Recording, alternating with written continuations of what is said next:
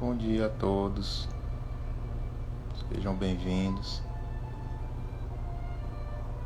Se tiver alguma falha na conexão, áudio, vídeo, estiver falhando, peço que me avisem, por favor.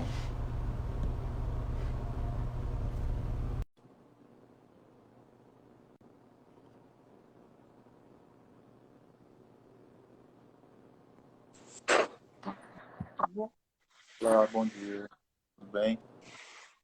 Tudo bem.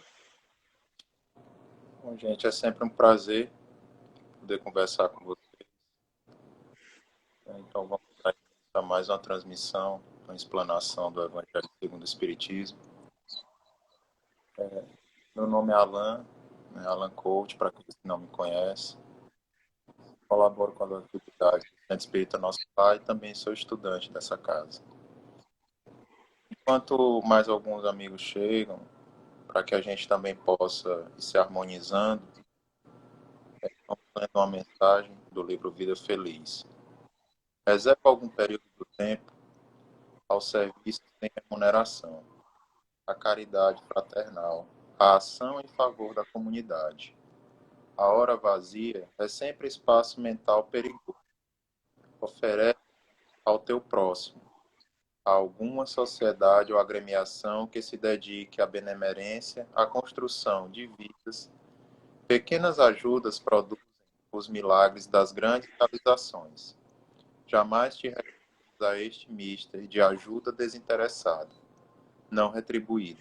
Há muitas aflições esperando socorro e compreensão. Bom, então, com essa mensagem que nos chama à prática da caridade, eu vos convido a fazer a nossa prece inicial para que a gente dê início ao nosso diálogo da manhã de hoje. Pai,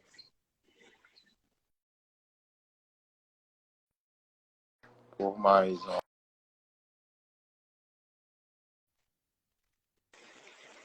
que nos proporciona uma oportunidade de estudo e de aprendizado. Que sua bênção se derrame sobre cada um de nós, encarnados e desencarnados, e possamos cada vez mais nos aproximar dos teus ensinamentos. Espiritualidade amiga, conduza as atividades da manhã de hoje, que possamos sempre buscar praticar o amor e a caridade, hoje e sempre. Que assim. Bom, pessoal, então hoje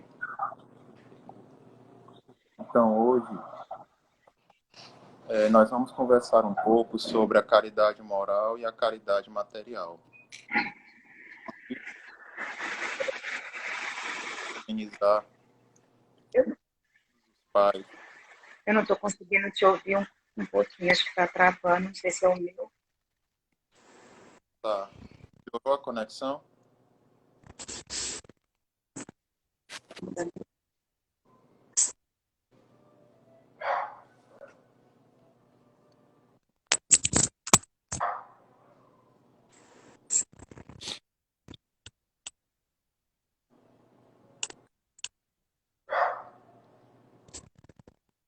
Vamos ver. Melhorou? A internet eu acho que hoje não está colaborando um pouco.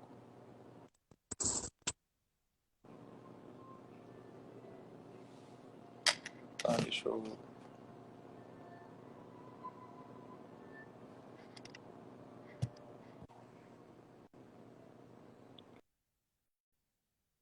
Vamos lá? Se cortar de novo, vocês avisam. Então, gente, antes da gente iniciar o nosso diálogo sobre a caridade moral e a caridade material, eu queria parabenizar a todos os pais, a todos que vieram com essa missão, e que eles saibam, da responsabilidade também que tem em dar essa educação aos seus filhos, pois, como nos diz, as mensagens, a literatura espírita, nosso lar é a nossa primeira escola, e os pais assumem esse compromisso e essa função de educar seus filhos moralmente. E a todos os filhos, né? Cada um de nós podemos não ser pais, mas somos filhos. Então, que saibamos também aproveitar essa convivência com os nossos pais, aproveitar esse aprendizado. Aqueles que não puderem estar presentes, né, fisicamente, mas em sentimentos, eu sei que estão todos ligados, estão todos unidos. Que possamos sempre valorizar esses laços de amor, né? Um feliz Dia dos Pais a todos. Então, iniciando sobre o tema da manhã de hoje, sobre a caridade moral e a caridade espiritual, a gente se começa perguntando por que o Espiritismo nos traz no Evangelho a caridade como uma das bases, como um dos seus fundamentos. E a gente começa a entender isso porque, justamente como nos diz Paulo, a caridade é a prática do amor, né? É quando a gente coloca o amor em ação, quando conseguimos colocar em prática todos esses ensinamentos evangélicos e trazer, né, a prática do amor em nossas vidas. E é justamente nesse sentido que o Livro dos Espíritos, né, nos orienta, nos traz na sua terceira parte, de que o amor e a caridade, elas são justamente esse complemento da lei de justiça. Porque quando passamos a amar o próximo, a fazer o bem, como a gente quer que seja feito para conosco, né, nós estamos colocando em prática todos esses ensinamentos. A gente está trazendo justamente de uma forma prática, atendendo a essa orientação do amai-vos uns aos outros. Porque quando a gente trata aqueles, mesmo aqueles que nos feriram, mesmo aqueles que nos fizeram mal, né, com amor, praticando a caridade, auxiliando no que for preciso, a gente também está sendo justo. A gente também está demonstrando que está cumprindo tudo isso. Então, que consigamos sempre buscar fazer o bem ao nosso próximo. Mas temos também que ter o entendimento do que fazer o bem não é deixar apenas de fazer o mal, não é ficar apenas inerte, não é apenas achar que não entrar em contato ou não agir de nenhuma forma, está tudo certo em sua vida, né? Isso nos tornaria negligentes. Então, que saibamos que a caridade, ela exige ação, né? Amar ao próximo, ela exige ação. Ela não é só você achar que tem que ficar apenas no seu lugar. Se eu não estou fazendo mal a ninguém, se eu não estou mexendo com ninguém, está tudo certo. E não é assim que as coisas funcionam. Porque a gente vem justamente nesse sentido de aprendizado. Não existe aprendizado sem ação, sem prática. Então, que tenhamos, né, consigamos internalizar isso. E trazer também mais um outro ensinamento trazido pelo Espiritismo, que é de que a gente saia dessa fé maquinal e passe a ter essa fé consciente, essa fé prática, onde a gente consiga colocar em prática tudo aquilo que defendemos, tudo aquilo que estudamos. Né? Nesse sentido de que consigamos trazer para nossas vidas essa fé prática e consciente. Né? Como nos diz Leon Denis, a caridade, ela nos dá o acesso a mundos felizes, porque é justamente através dela, já que ela nos exige trabalho, já que ela nos exige ação, que vamos aprender, que vamos conseguir buscar essa evolução moral, que é justamente o nosso objetivo. Buscar essa evolução espiritual no sentido de que conseguiremos nos depurar, conseguiremos angariar virtudes e por isso teremos o merecimento de habitar mundos felizes. Não só em habitá-los, mas que aquele meio em que nos encontramos, ele também será feliz, porque ele será reflexo das nossas atitudes, será reflexo daquilo que internalizamos.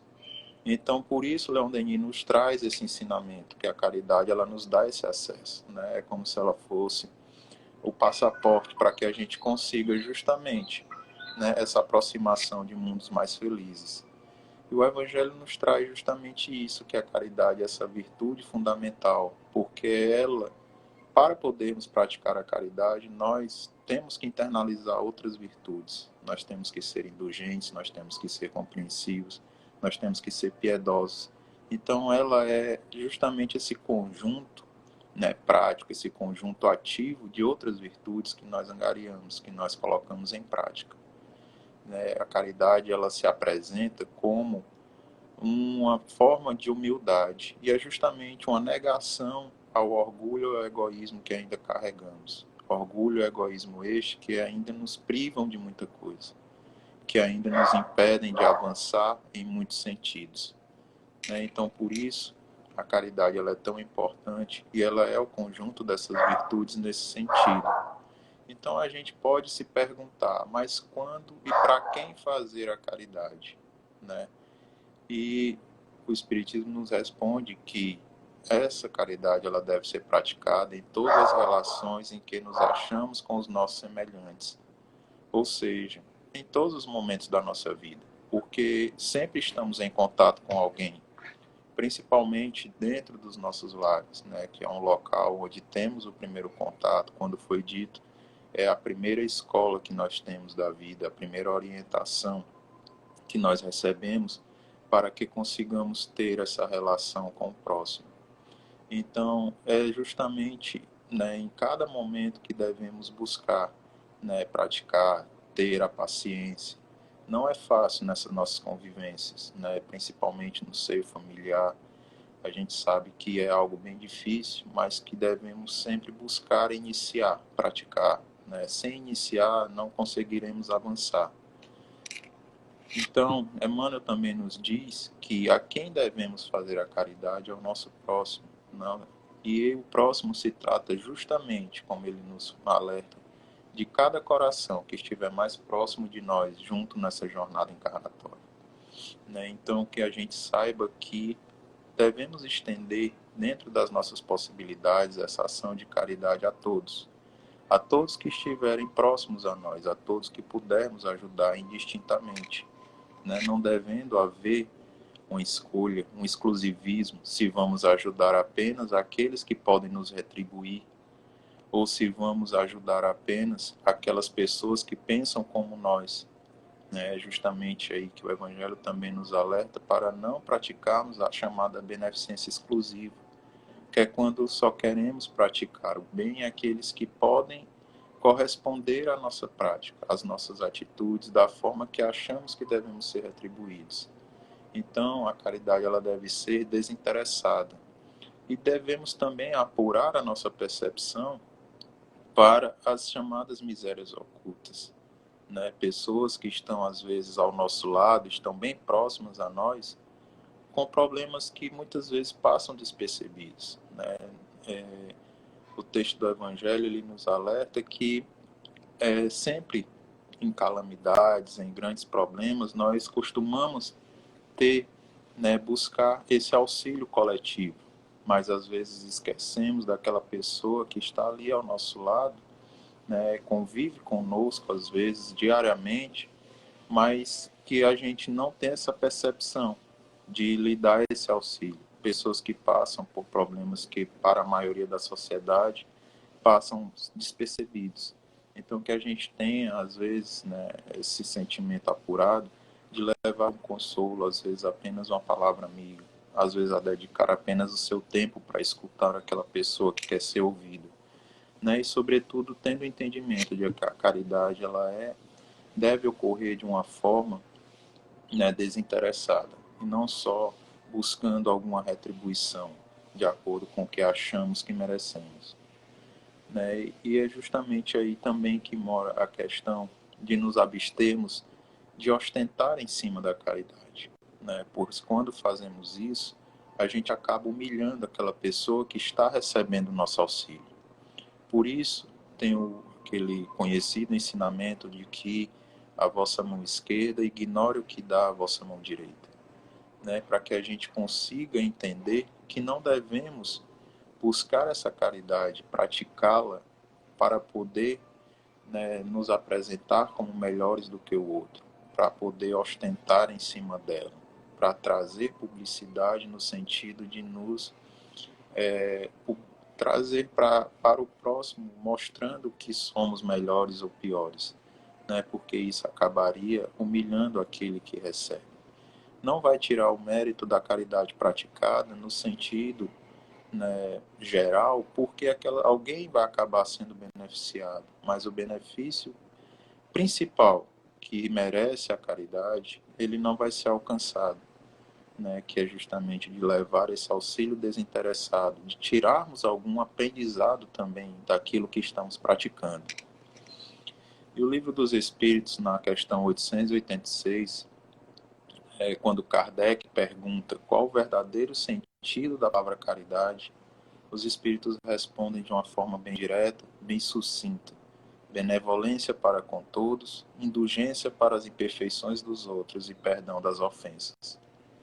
Então, nesse exato momento, os Espíritos da codificação apresentam a todos nós uma outra forma de caridade, né, que ela sai um pouco dessa questão da caridade material e nos apresenta a chamada caridade moral, né? Essa caridade nos apresenta várias formas de sermos caridosos, esquecendo e aprendendo que não praticaremos a caridade apenas nesse cunho material, ou muitas vezes, como achamos que é a única forma, no cunho financeiro, na entrega da esmola, né? Então, que a gente busque também ajudar ao nosso próximo, tendo justamente essas ações relatadas: benevolência, indulgência, né? Perdão das ofensas.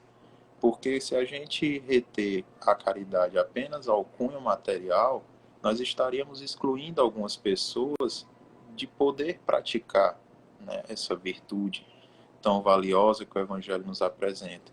Porque justamente nem todos conseguem dar esse auxílio material ao próximo. Mas com certeza todos nós temos bons sentimentos para externar ao próximo. Temos tempo para escutá-lo, podemos fazer uma oração por alguém, podemos tentar auxiliar dando um conselho se nos for possível. Podemos auxiliar de várias formas através de sentimentos, através de auxílio àqueles que estão próximos a nós. Né? Então, a gente observa que o verdadeiro objetivo da caridade, né, não é apenas auxiliar aquele que está beneficiado, sanando a sua dor de imediato. É levar um auxílio, né, dando a ele engrandecimento e também um grande ensinamento àquele que pratica, pois sempre há uma retribuição mútua nessa prática. Não nos enganemos que, quando estamos praticando essa caridade, não estamos apenas beneficiando, estamos sendo beneficiados. Estamos mais ainda aprendendo com toda aquela prática e toda aquela atitude. Né? Então, que a gente consiga retirar, né, valores morais de tudo isso, que a gente consiga levar esse auxílio àqueles que estão próximos a nós e àqueles a quem buscamos levar, né, essa orientação. Justamente sendo indulgentes é um dos principais pontos. Aprendendo a perdoar também aqueles que nos ofendem. Às vezes basta calar, né? A gente confunde muitas vezes o perdão, achando que devemos, né, dar o mesmo amor que damos àqueles a quem temos afeição, àqueles que nos magoaram. Mas o simples fato de evitarmos contendas, de evitarmos discussões, às vezes de calarmos, às vezes de não deixar aquela ira se exteriorizar, ou de termos desejos de vingança, né? Ou de demonstrar que somos melhores do que o outro, já estamos praticando perdão. De não deixar que aquela contenda, ela dê rumo às nossas ações, né? Então, que a gente consiga compreender que estamos todos em aprendizado, que todos temos falhas. Né? Isso é ser indulgente, é entender que cada um de nós tem um tempo de aprendizado próprio, né? Buscando orientar quando nos for possível, né? Mas essa indulgência também, ela não deve ocorrer, né, de uma forma tão branda conosco. Quanto aos nossos erros, nós devemos ser mais rígidos, porque devemos perceber em que temos que melhorar, de qual forma temos que agir para não mais magoar aquele que está próximo a nós. E isso também é ser caridoso, pensar na dor do outro, pensar no reflexo das nossas ações em relação ao outro, não só em relação a nós. né? Então, temos mais, sobretudo, que ter esse entendimento, né, de que cada um tem o seu tempo, né? Quando a gente se abstém de esperar uma retribuição, né, dessa prática da caridade, a gente entende que cada um tem o seu tempo de aprendizado, que não necessariamente a gente deve praticar algo achando que fulano, ciclano deve retribuir da forma que achamos conveniente, ou que seria melhor para nós. Então, isso também é ser caridoso, dar essa liberdade de consciência ao próximo, assim como nós temos a nossa. Nós temos a nossa liberdade de escolha.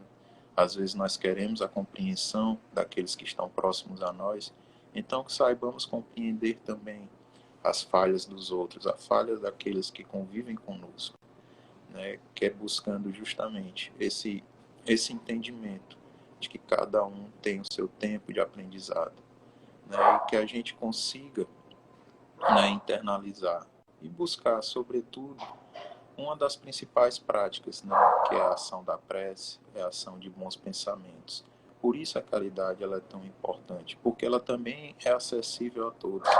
Porque cada um de nós, independente da crença, independente das suas convicções, estamos aptos a levar esse auxílio, né? Estamos aptos a fazer um pedido fraternal em relação a alguém. Então, que a gente consiga, né, buscar internalizar esse tipo de prática. Um outro ponto importante é que a gente busque entender, como foi dito lá no início, que a prática da caridade ela exige uma ação.